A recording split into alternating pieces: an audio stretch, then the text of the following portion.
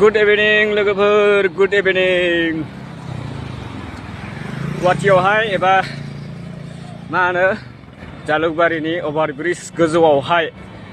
गाखोनानै एबा न' फारसे थांगासिनो आरो ना हारसिंनो आरो बेबायदि बेरायलांगासिनो थ' गोबां माने गुवाहाटीनि बे जालुकबारि ओभारब्रिजआहाय गोबां मोजां जाबाय आरो ना ओरै साथिंबो गिदिंनाय साथिंबो सिंथिंबो खारनाय नोंथांमोननो दिन्थिहरगोन आं ओरै नायलांबाय दा ओरै वाव बिराद मोजां जाबाय आरो ना गोजौनिफ्राय नायहरनो गोबां मोजां नायो आरो गोजौनि फारसे गाखोनानै ओरैबो दङ ओरैबो दङ आरो ना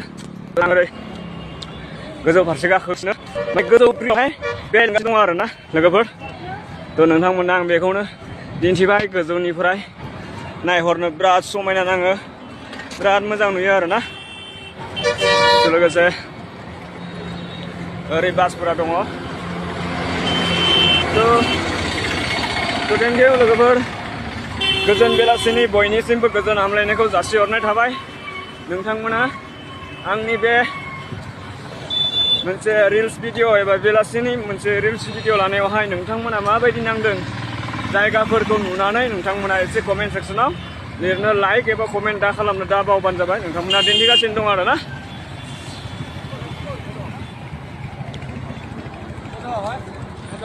हाँ तेजपुर